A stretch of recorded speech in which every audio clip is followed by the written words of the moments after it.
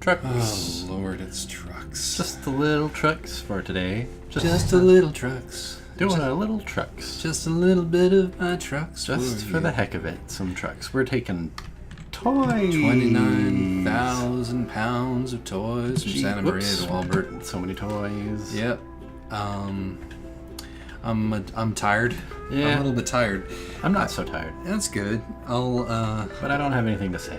Well, in that case, I'll unfold my pooped monologue, and we'll see whether there's anything to bounce off of. Tell me all about how tired you are. Well, when I'm particularly tired after a long day at work, I often find it difficult to face going straight home because it's a bit of an insurmountable. Well, not insurmountable, obviously. I do eventually make it home, but like it's a challenge to a person who's feeling compromised to do that 45-minute subway ride in rush hour crowds. And so, if I dwaddle, then not only do I get to be on a less crowded train later on, but I get to wander around a little bit and maybe explore other options. Maybe eat some foods. Of which, there's no shortage in Manhattan. Yeah. There's a lot of different options. What'd you get today, if you did this? I went to a Korean chicken curry restaurant. Oh, baby. And then I got some chai. Nice. That sounds good. Made my way down Fifth Avenue. Got down to the Flatiron. You know the Flatiron. Yeah. It's if any of you don't know what the Flatiron building is, it's a very thin building. Yes. It's a building that's famously thin. Right between two streets there. Yep, in that little wedge, that little triangle, they just used all available space, which is kind of a metaphor for the whole shebang in a way. And as I walked past the mostly depleted City Bike docking station, I passed a business lad, certainly younger than me. The business lad was sitting on the seat of one of the city bikes, which was docked. That's very it's very laddish. He had his legs crossed and resting on the handlebars. He was beautifully dressed in a blue suit, beautiful brown wingtips. Had a really hard, just short of fascist, kind of slanty, short black haircut. And a very serious expression on his face. And he was being so insouciant. He was exhibiting incredible insouciance. At the same time, insouciance. At the same time as, wealth and privilege, certainly. Yeah. But, he was working it, To the extent that I looked around to make sure that he wasn't part of some sort of photo shoot. I looked around for the cameras, but there weren't any cameras. This is New York. Occasionally, people who are supernaturally together just sort of walk by you in a way that is unusual in most other cities and under most other circumstances. Because the very fancy, people who aspire to a level of fanciness that is alien and off-putting to the likes of us, they live here. Yeah. And there's really the financial district. And there's really no way or depending on what kind you're after in Soho, in Tribeca. And they, and everybody who lives here has to walk. Sometimes you can't get around entirely in Ubers. Yeah. So you do occasionally brush up against this, and that got me thinking about the consequences of this sort of crazy density that we find ourselves in here. I mean, my apologies if you find this tedious. My apologies for going on about it. I'm gonna lose this foothold in the center of the universe soon, and so I want to marinate it a little bit extra while I can still feel cool about what my zip code is. Oh yeah, I think it's worth marinating in continuously. I mean, I know that you intend to marinate in it until they pluck your well pickled chicken breast right out of that bath, but. I do. I mean, just the whole idea. Wherever you live, it's good to stay abreast of your surroundings and the qualia that surround you. No kidding. And a thing about it is that about living in such a very dense region as this is that you have a mental map of any place that you live, right? Yeah. Which is superimposed upon the map that you keep in your phone in this day and age. Yeah. But the map of where you, the map of the city is like, it exists as a subway map in the minds of most people, like discrete points that you flip back and forth between. Yeah, I see what you mean. Like there's a warp zone map, but there's also a linear map, which develops much more gradually. Yeah, it's always a thing when I'm on those rare occasions when I'm in a car or in a bus and like we're like going between those points that I know, but also like, oh, that's what's between those. Exactly. Yeah. Or like, oh, I didn't realize that this thing that I get to via this set of steps is so actually close right to- near, yeah. right next to this thing, which I get to by a completely different set of steps. Yeah. And so taking long walks, which is of course always pretty much a positive thing, gives you that sense of interconnectedness, like, and that reflects the sheer amount of stuff there is to understand if you want to get a handle on the vibe of the joint. The joint being, You know, the city itself, you know, yeah, of the place itself. And it's like, oh, or, you know, the joint. but also any given joint.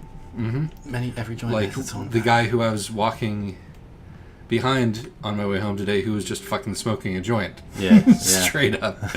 You know, or I was driving back from New Brunswick last night, and right as I was about to get on the Verrazano Bridge,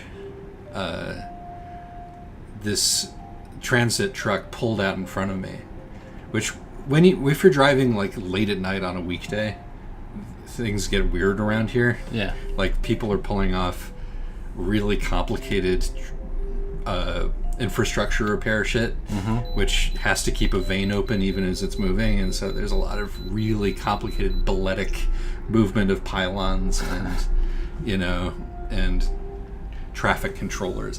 But so this guy pulls out right in front of me as I'm about to get off this on-ramp, and so I come to a stop, as do like a billion people behind me, and his convoy sort of materializes in front of me, and then the centerpiece of it, and I realize that what these people are escorting is an entire subway car Whoa. on the back of a truck. Whoa. Oh, we don't get to do that. Dude, release a New York City truck simulator. Please. Just oh my god, how hard. I keep thinking that when I see like trucks like this going down streets in our neighborhood, which happens, you know, Yeah, it's like, gosh, that's a bit more of a challenge. There's a lot of logistical stuff that just happens inside of a city. It's not all highways. Yeah. Whew. You don't have to cover a lot of ground to go on a very long trip. It would be a very different kind of game. Yeah. You'd have to manage your entire wide load escort crew. Oh, I wish. Switch to XCOM mode when it comes to dealing with your crew. No, seriously, and there was, and it shifted, but like at a certain point on the highway, it felt like the mood of the people, of the drivers, was respectful. Yeah. The civilian drivers. But when they got onto the BQE into Brooklyn, the mood was definitely, let's see what we can get away with on the part of the other drivers, like actively adversarial. So you're then fighting the other, the other NPCs as they try somehow to win those crucial 10 meters of ground that is going to get them to wherever they want to go faster by trying to weave your way through a convoy of emergency vehicles. Yeah. Oh man, driving in the city is something else. It gives you... I've never done it. Never had the opportunity. You want to, maybe you should practice a little bit first. Maybe. But like the general mood of just, there's no honor or humanity. There is just getting ahead. Right. And at a certain point, lanes are optional. Yeah. And also the pedestrians will absolutely not respect you in any way, shape, or form. Yeah. We as pedestrians are guilty of this. Yeah, no, what I want to stress is the system works. You don't see a whole lot of road accidents around here. Yeah, it's true. Partly because things are mostly pretty low speed, but God, sometimes you see people speeding like crazy. Yeah. You got your midnight dragsters. Yeah, I mean, I love that, but I mean, I don't love that, but I love that video. Let's have a God, few seconds of that video here, shall we?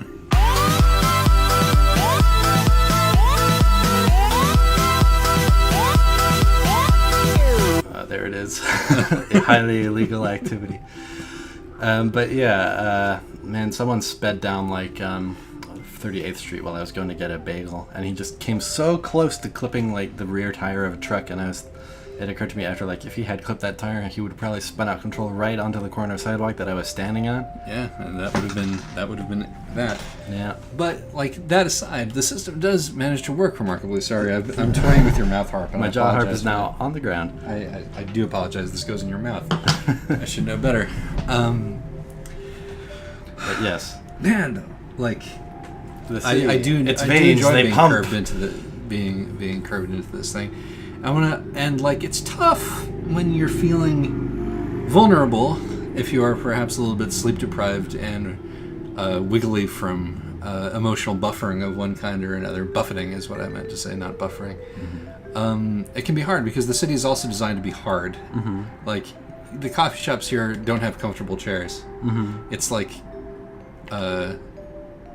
you're not allowed. It's a bad idea to have comfortable chairs, you know? Right. Because you're attracting the wrong element if you have comfortable chairs. Yeah.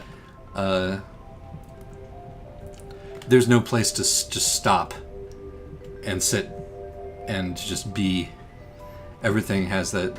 Your body kind momentum. of adapts to hard chairs and park benches. Yeah. You stop registering them as uncomfortable. Well, I mean, it's when you're compromised though that like the reminder of how everything is pointy. Yeah. You know, sort of comes back to you. Like, and so that's a compromise. Yeah. That is a compromise. Nowhere to lie down except your own dang bed. Yeah, exactly. I feel like that could be money to be made in doing something that's similar to a Japanese love hotel, but is just there for people who just need to lie the fuck down for 10 minutes. Doesn't that exist? Like, it did at one point at least, like this fucking startup nap place where you could pay for a nap. Yeah. It's creepy. That's the wrong way to... I went to a speakeasy once with like nice lounge chairs. Yeah, no, I mean, you have to go a little bit up market. Yeah. You have to be prepared to spend some money. Right. If you want to be comfortable. Yes. And ain't that the way? And that's, the beguiling thing, of course, because it... I bet if we had socialism, we'd have coffee shops with comfy chairs. Yeah, but would we have wingtip dudes sitting on that bike with that level of insouciance? Perhaps not. I'm going to tell my phone to not make that noise again. The beauty of the aristocracy is always... Wah! I'm driving with my phone in one hand, ladies and gentlemen. I was doing some of that last night, too. I really shouldn't do that. But that's the danger of it. You start to, when you're close to the other half and see how they live, disgust and revolutionary fervor is one way if they're boors, but if they really pull it off, then you almost feel a certain serf-like tendency to bend. Are the elite for a reason? Is it because of their tips? Is it because of their wing tips? It's their insouciance? It's because of their effortless sartorial dominance. I've begun to wear Hawaiian shirts. I've begun the great I saw surrender. you in the Hawaiian shirt the other day. My first thought was Dragon Ball Z. I mean, that's fine. I'll take that. I'll take that. I think floral prints are very much going to be a part of my future. Yeah, hey. Do it. It's a look. It is, and I crave one. I crave a look. It's good to have a look. You need gas. As long as you have a look, you've got a look. Like, everybody admires our friend who wears cargo shorts for having a look. Even though it's like the shittiest look. He's still got a look. Because Joey mentioned it in the... We have also joked about that. That's true. But admiringly. He's very much himself. Yeah. That's the thing. You got to strive to be very much yourself. Yeah. My t-shirt and jeans combo has not been cutting it for me lately. I need something that is a bit more personal flair, and so prepare for aesthetic disaster on the horizon. I too have struggled with the look. The city rewards you with invisibility. I'm pretty sure I'm going to run out of gas, by the way. Yeah, and out here on 58 in the middle of the desert. Yeah, kind of feels that way. Maybe I should just call the truck right now. Call the service truck. You know, Hey, I'm doomed. I can meet you halfway. To persevere, my friend. Yeah, let's see what the map has to say. You never know. Oh boy! It sure doesn't look promising. Boy, that is some shit. What am I doing? I'm setting waypoints. How do I just go somewhere else? There we go. Okay, so we need to make it all the way to Bakersfield. We need to make it to Bakersfield, man. Well, okay. Let's do our best. Be sure to ignore those waypoints. Yeah, hopefully it isn't like now pathfinding me to those. I bet you, Peach, it will be. I'm gonna try and accelerate as little as possible and see if that helps. That seems wise. Use your momentum. Eco driving.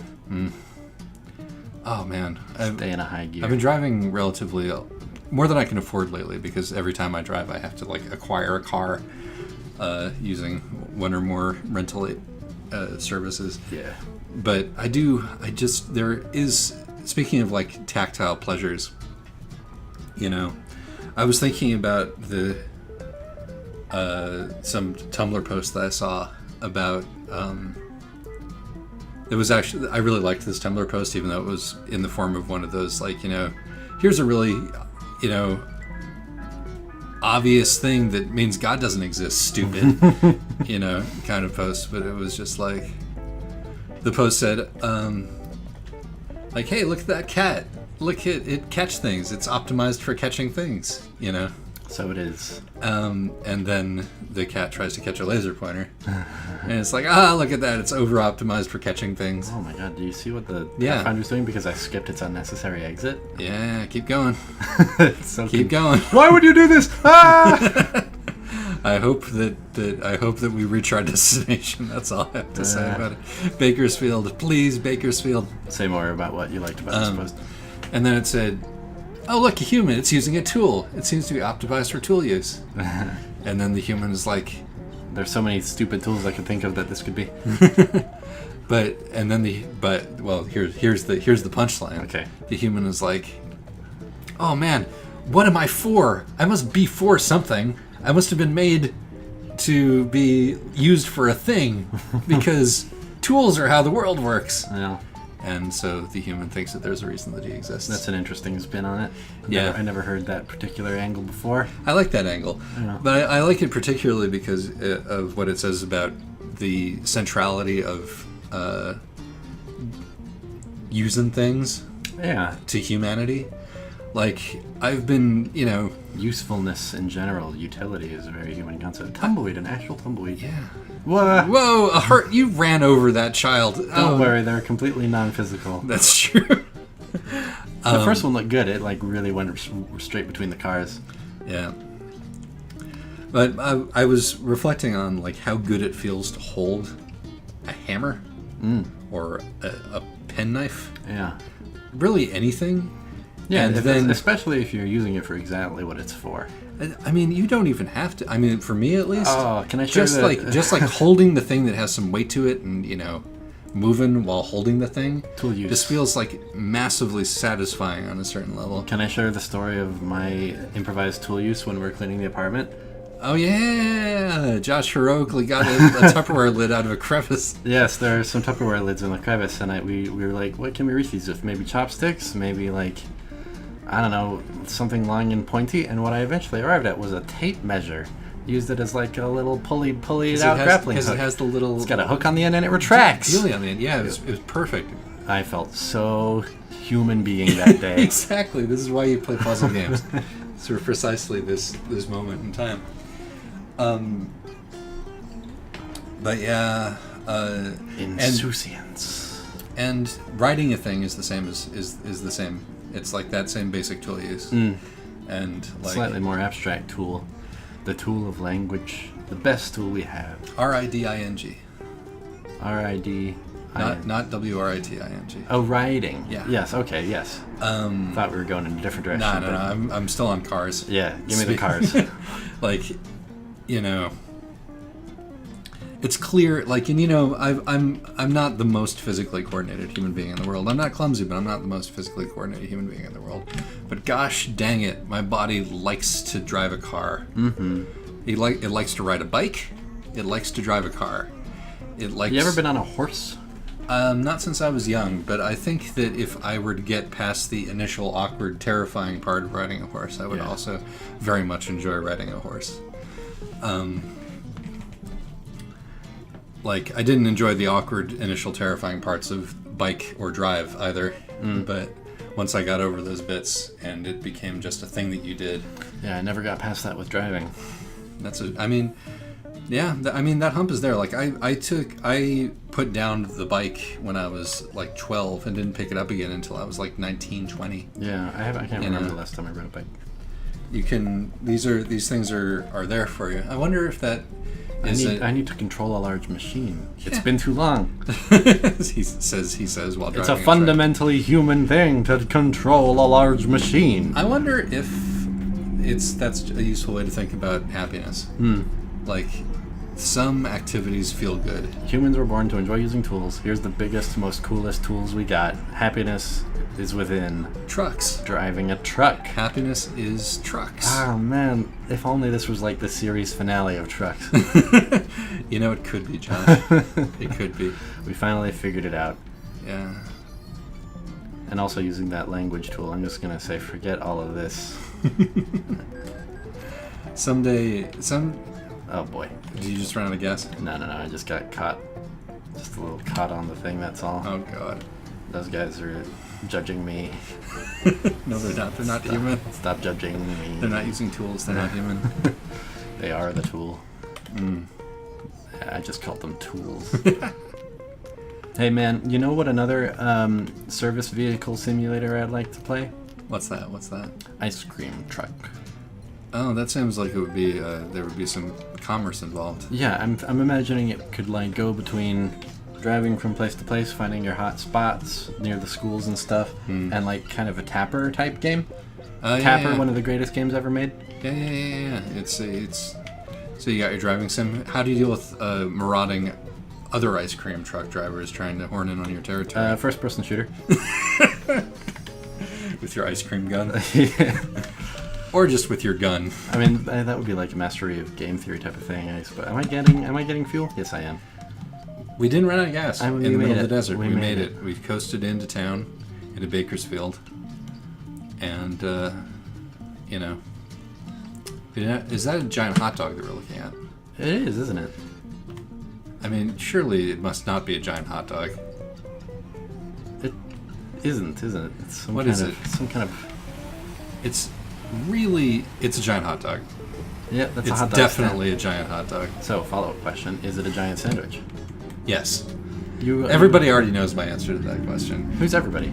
Everybody on the Discord, and everybody who's asked me this important question knows that I am a sandwich deviant. I am a far left radical when it comes to sandwich inclusiveness. I'll have to bone up on my sandwich theory. I haven't. My gut tells me that a hot dog is not a sandwich. I will tell you that the root of sandwichness is function, and if it's got bread you can hold on to eat something else, then it's a sandwich. Trying to come up with something that has that going on, which is clearly not a sandwich, and not coming up with it. Yeah. not finding it. Yep. Well, a burrito is a sandwich. We'll return to that. A burrito is a sandwich? No, fuck that. Burrito is a sandwich. A part of a sandwich must be that you can see the innards of the sandwich. An egg roll is a sandwich. Fuck you. This is contrarian. You're not ready for my ideas. But they are super correct. Nah. For it to be a sandwich, you have to be able to see its inside stuff without opening it up. All right, so a hot dog is definitely a sandwich then. I might also propose that part of sandwichness just as much as that hamburger. Yeah, a burger is a sandwich. Yeah. A burger is a sandwich. As is a hot dog. I don't know. You gotta have two separate pieces of bread. Is a Philly cheesesteak a sandwich? I can't think of what one of those looks like, to be honest with you. I don't think I've ever ordered one. You've never had a Philly cheesesteak? I don't think I have. Okay, how about sausage and peppers on a roll? Is that a sandwich? Well, I mean, it's on a roll, so yeah, that's like a. So is a fucking hot like dog. Well, no, but those rolls are cut in half every time I've had one. You don't have to cut the roll in half. You can cut it most of the way in half. It's still a sandwich. Cut it most of the way in. Oh my god! What? Yeah. What if you got a burger, but the two buns were slightly fused? That's like a bao, which is a sandwich. Oh dear! How did we get on this all of a sudden? We were talking about the pleasures of driving, and now we're on sandwiches because we saw a hot dog. You know what? You know what makes sandwiches? Which are another hobby horse of mine, as close followers of my doctrines will know. Mm-hmm. You know what makes sandwiches particularly appealing and better than other foods? Is it that they are like a tool? Yes, they are utilitarian. They're functional in that they're allowing you to pick up something that you would not otherwise be able to pick up. We have turned this into finger food. The innards of this sandwich. Yeah. Exactly. It's sandwich. So that's how you arrive at all these things being sandwiches, because they all serve this function. I'm beginning to see it. Yeah. It's still perverse, though. Well, I wouldn't have it any other way. Not all tools are hammers, by the same My logic. ideas are disruptive. Yeah. Even though you can use most tools to hit things if you really want to. A sandwich is nothing but an edible fork. An edible fork. Okay. Riddle me this. Yes, I'm all ears. Is clam chowder in a bread bowl a sandwich? Trying to pick that up and eat it will cause you nothing but sadness. So no. True. The part of the utility of the sandwich is that you must be able to pick it up and take a bite out of it without causing great harm to yourself or the. But this is a puzzling situation because the only thing that disqualifies that from being a sandwich is its innards, not the container. Yeah, I would argue that a sandwich is holistically determined. A sandwich whose innards are liquid is not a sandwich because it is not. You can have very wet innards in your sandwich. Yeah. But entirely liquid innards, particularly at that scale. What about a Marmite and butter sandwich? That soaks into the bread, right? So it's contained. It's not the liquidness is the problem; it's the lack of containment. Once you bite into that bread bowl, you've breached the dam, and the sandwich will no longer be useful in that respect because you're going to be dealing with escaping chowder. Yeah, it's a very self-consistent theory. I am loath to admit. Yeah, well, there you go, man. It has so many disgusting results. This philosophy. I'm always shocked at how up in arms people get about this particular issue. Like no one would in the real world, outside of a discussion about sandwiches, I would refer to them as a sandwich. Nobody would. Yeah, give me a bean sandwich, I'll say to the burrito guy. That raider would look at you like you're a freak, and he'd be correct too.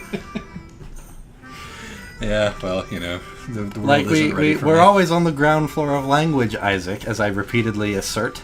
Yeah. We But some of us are looking for the elevator. Well, I think I'm glad we understand each other's stances.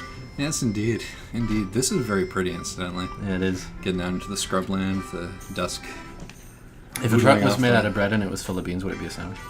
You could tear off pieces of it. You couldn't pick it up and take a bite out of it. No, you could, though. You could reach inside of this bread trailer, tear a piece off, like your fist encloses beans within that bread. I think you have to be able to pick it up. Are nachos a fucking sandwich? No.